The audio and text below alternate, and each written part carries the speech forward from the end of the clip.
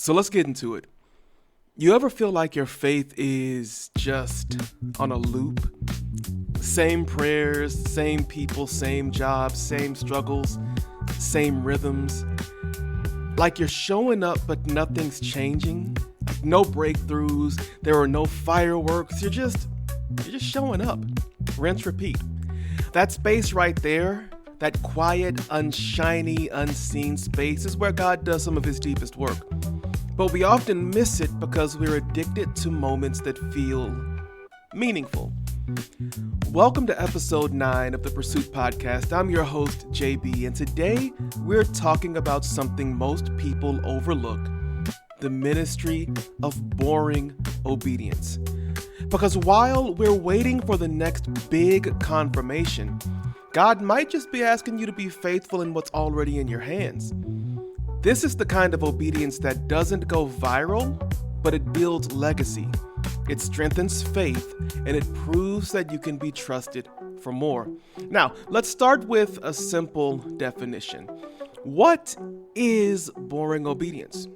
So, boring obedience is doing the will of God even when it doesn't feel spiritual, even when no one is clapping, even when there's no emotional high, even when God doesn't come and sit down on your bed and tell you exactly what to do, even when there's no burning bush.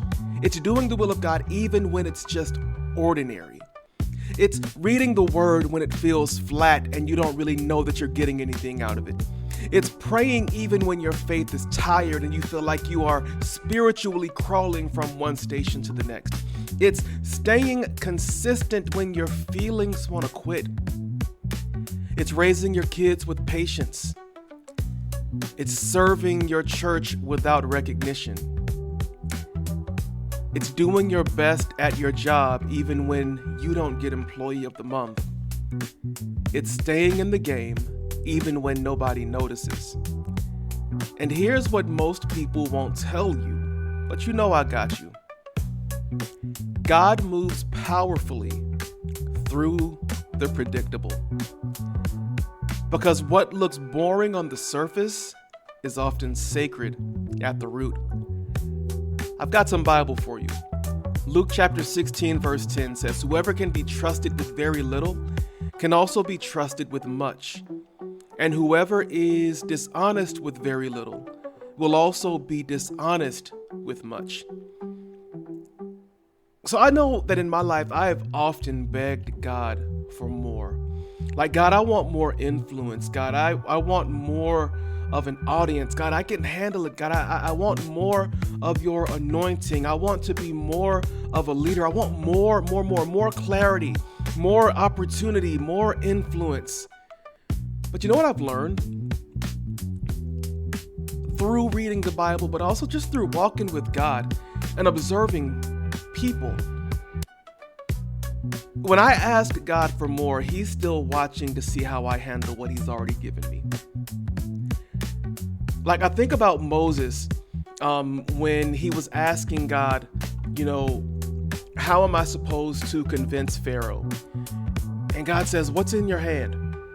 And Moses had a staff in his hand, and God said, "Throw that staff on the ground," and that staff became a snake.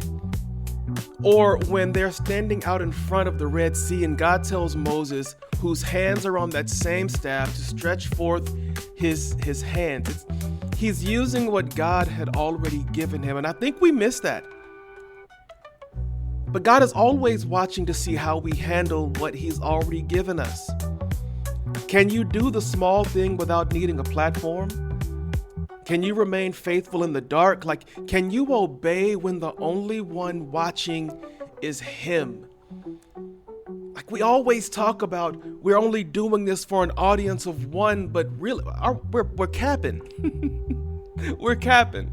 I know I've been capping in my life. I mean, and I think what we're saying is that the audience of one, the one that we're doing it for, is not enough to feed our egos and to feed our sense of significance.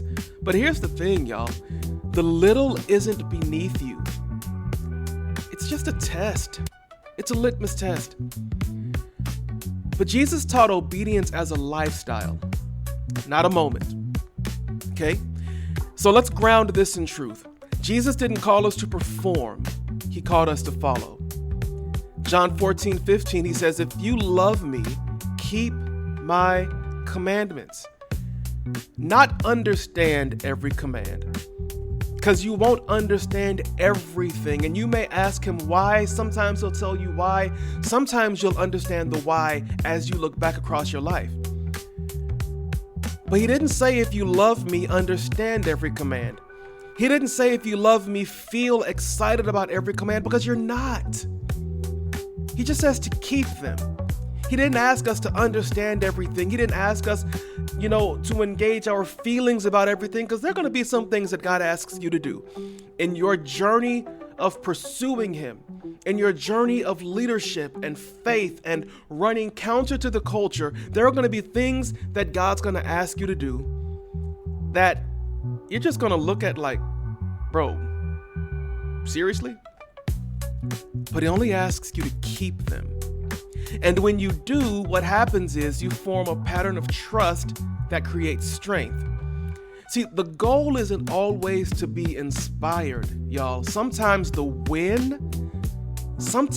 most faithful thing that you can do is just to obey. So here's my question to you.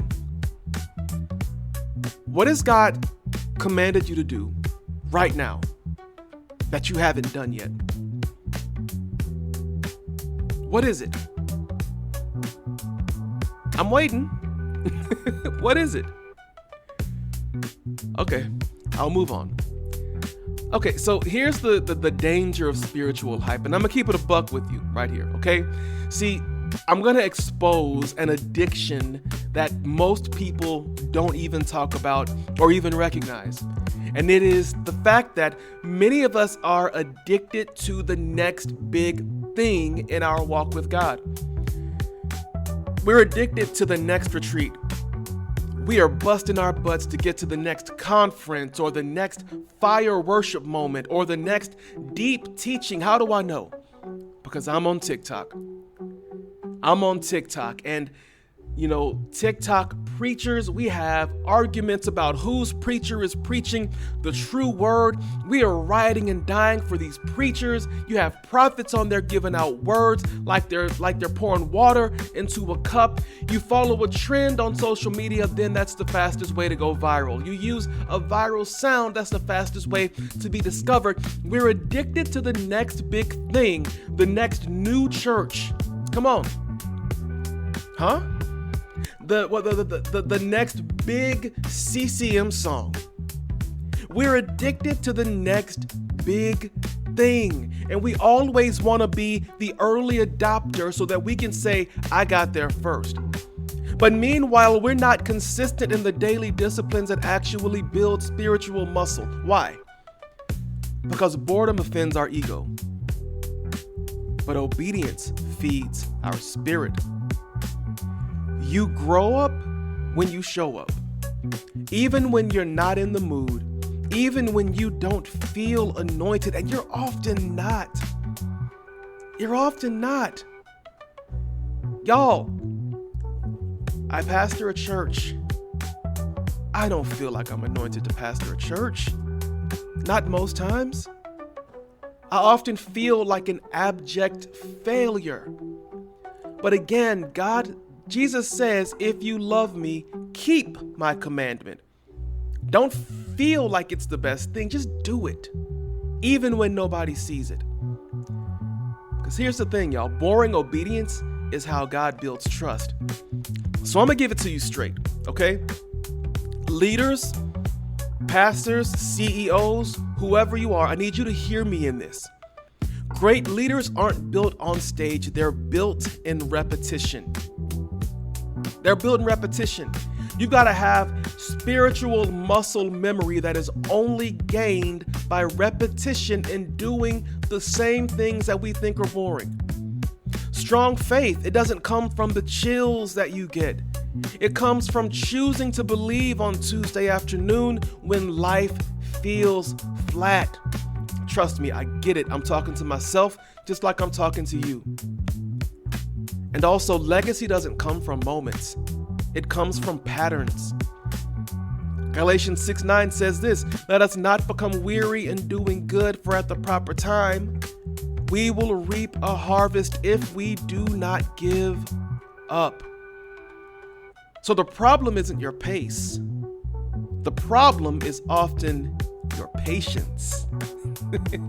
Y'all ain't gonna even talk to me anymore after y'all hear this.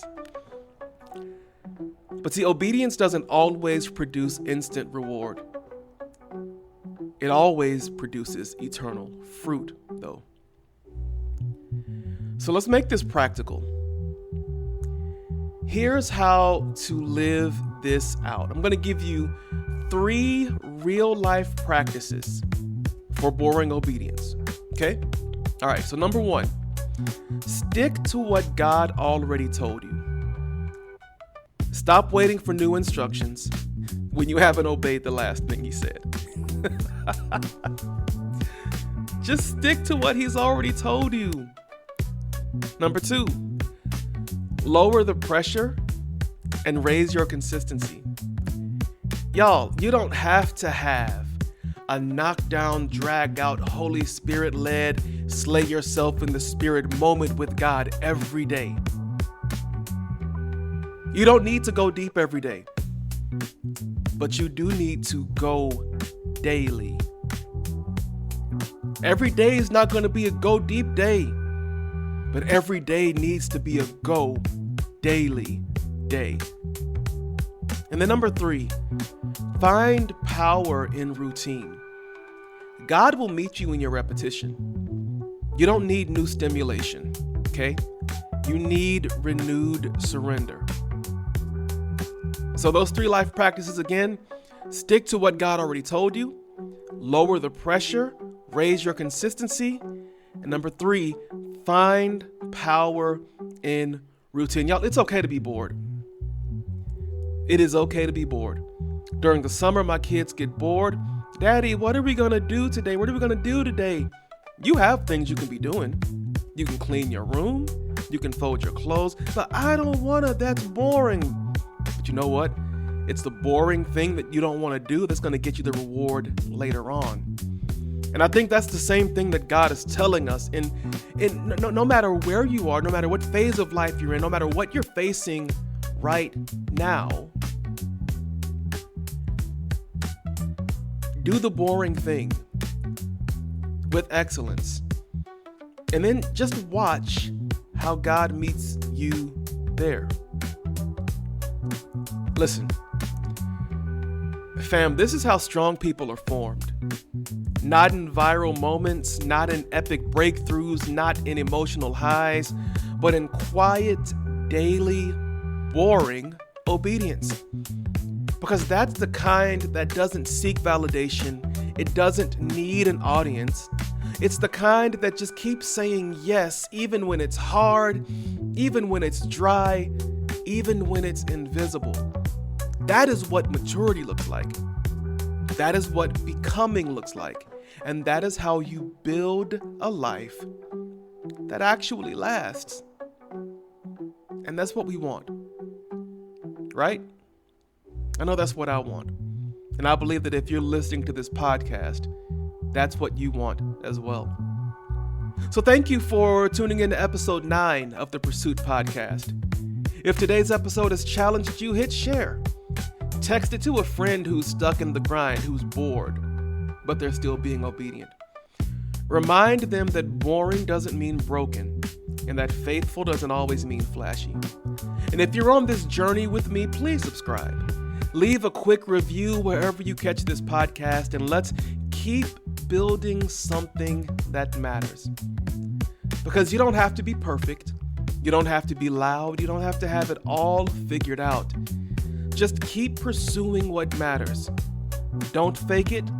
Don't force it. Just follow Jesus and keep becoming. I'll see you next time.